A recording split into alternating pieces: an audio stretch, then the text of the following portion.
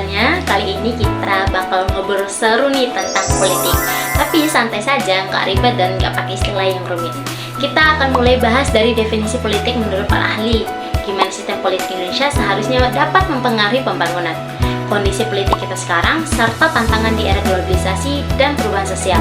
Yuk, langsung saja kita mulai.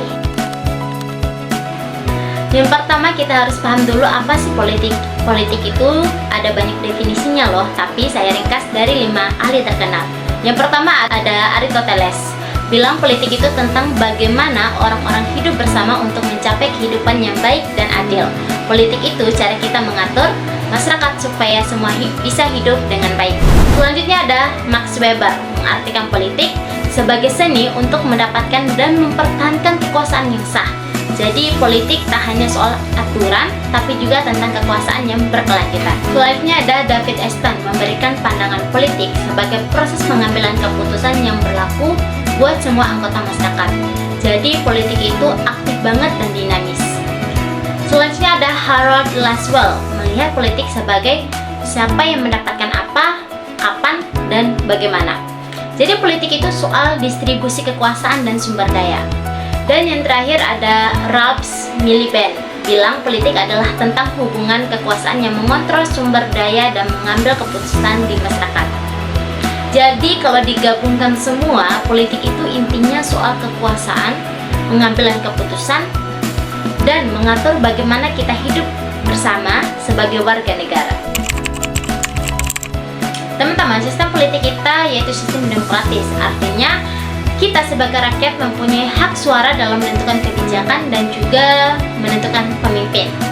Adapun sistem politik yang baik seharusnya yang pertama menjamin stabilitas supaya politik pemerintahan bisa fokus membuat kebijakan yang membangun negara, bukannya yang kedua menjaga transparansi dan akuntabilitas agar publik tahu apa yang dilakukan oleh pemerintahnya.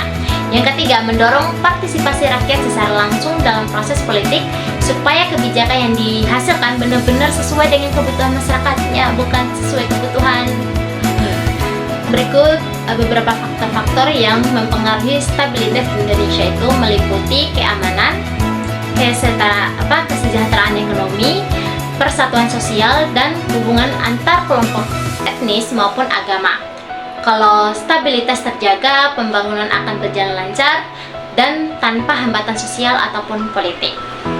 Kalau sistem politik nggak stabil, misalnya sering ada konflik atau pergantian pemimpin yang tidak mulus, tentu pembangunan bisa terhambat bahkan mundur. Selanjutnya kita akan ngebahas terkait dengan tantangan pada sistem politik Indonesia dalam menghadapi globalisasi dan perubahan sosial. Teman-teman, seperti yang kita ketahui, di era globalisasi sekarang banyak sekali membawa banyak perubahan yang cukup cepat. Maka dari perubahan itulah munculnya tantangan besar buat politik yang ada di negara kita sekarang. Yang pertama, pengaruh dari budaya asing.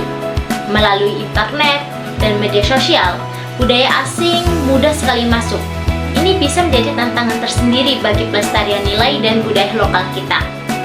Yang kedua, perubahan sosial dinamis. Urbanisasi, pertumbuhan kelas menengah dan teknologi menuntut sistem politik cepat tangkap.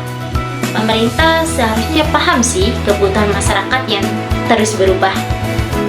Yang ketiga, politik identitas.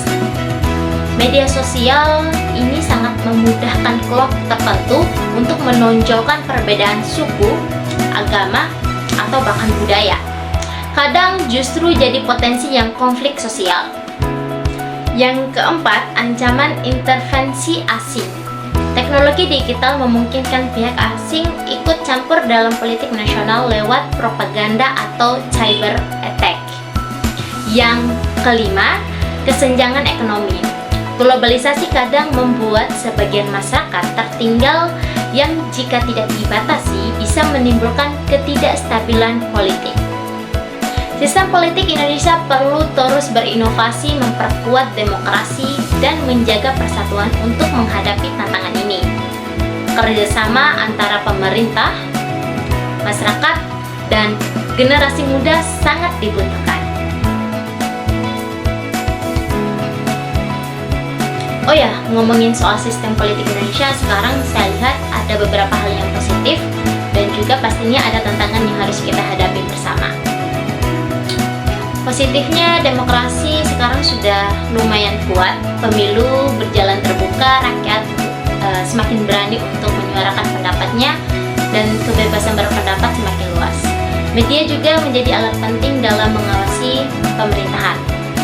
Namun ada juga beberapa tantangan. Yang pertama, seringkali politisi terlalu fokus pada kekuasaan dan kepentingan kelompoknya, bukan melayani rakyat.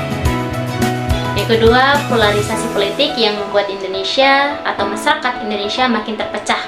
Kadang pada level keluarga pun berbeda pendapat. Yang ketiga, media sosial yang memudahkan penyebaran informasi, tetapi juga hoaks dan ujaran kebencian yang bisa memecah belah. Sistem birokrasi dan korupsi yang masih menjadi masalah besar membuat kepercayaan publik terhadap pemerintah itu tidak selalu tinggi. Kalau sistem politik Indonesia bisa lebih bersih, transparan, dan inklusif, saya yakin pembangunan dan kesejahteraan bangsa akan meningkat pesat. Kita semua punya peran aktif di sini. Jangan cuma pasif menonton. Waduh teman-teman, sudah nggak terasa ya, tadi kita sudah ngebahas lengkap terkait dengan politik yang mudah dipahami dan juga seru sekali. Dan semoga kalian bisa jadi semakin paham bahwa politik itu bukan cuma urusan penjabat, tapi urusan kita semua yang ingin Indonesia lebih maju dan lebih damai lagi. Kalau suka konten seperti ini, jangan lupa like, share, and subscribe, dan jangan lupa untuk komen ya. Sampai jumpa di video berikutnya. Saya ya, seperti itu udah jadi persyaratan.